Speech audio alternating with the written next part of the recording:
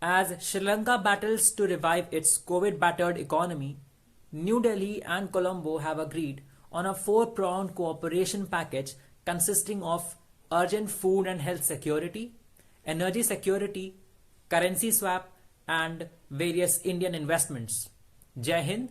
The topic for today's lecturette is India and Sri Lanka relations. Both the countries are the closest maritime neighbors with just a few nautical miles away. The two countries share various common ethnic groups like the Tamils and the Sinhalese.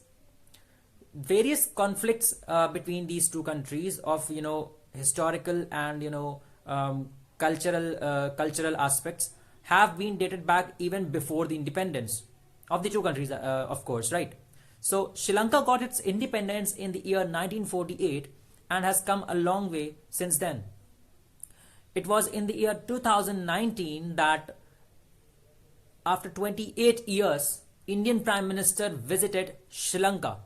It was none other than Mr. Honorable Prime Minister Narendra Modi ji in his second tenure that he visited the first country, after his coming in the second tenure, and that was Sri Lanka, of course.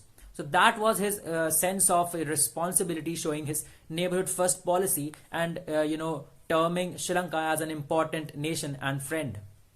India and Sri Lanka are a part of BIMSTEC, Bay of Bengal Initiative, right?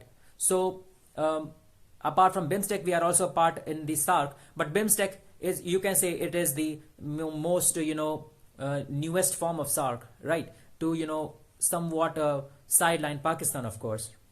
And we had seen that Sri Lanka had got closer to China during the Rajpaksa tenure, of course, as the president in the year around 2014. And since then, Hambantota port has been given to the Chinese for 99 years lease.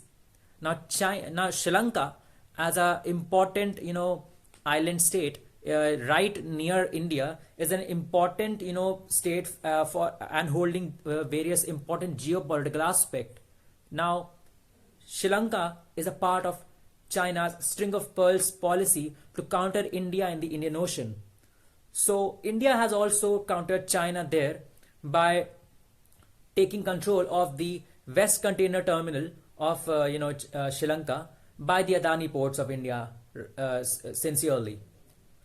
And further, as I told, that India is helping Sri Lanka to revive its economy with several prospects, like it is providing an extended line of credit to counter its food and health security by providing them such line of credit to import the food and health security packages from India, providing it extra line of credit to import fuel from India.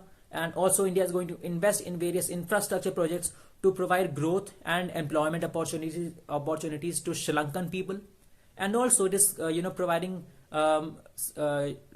objectives, or you can say perspectives of currency swap to manage its balance of payment crisis as well, just like India had got its balance of payment crisis in 1991, right? So it is a very positive aspect that India is coming forward to revive its economy. Of course, China is playing the debt trap to help the countries to get into the trap. Now helping is a sort of cautious way of leading forward, but now Sri Lanka is in a debt trap, so India is the country which is coming forward to help it revive itself. So it is a very positive aspect in sort of relationships being augmented, and it is a very grateful aspect that India and Sri Lanka, being very close to itself, are reviving their relations, and we should further augment it with further investments in infrastructure sincerely. Thank you.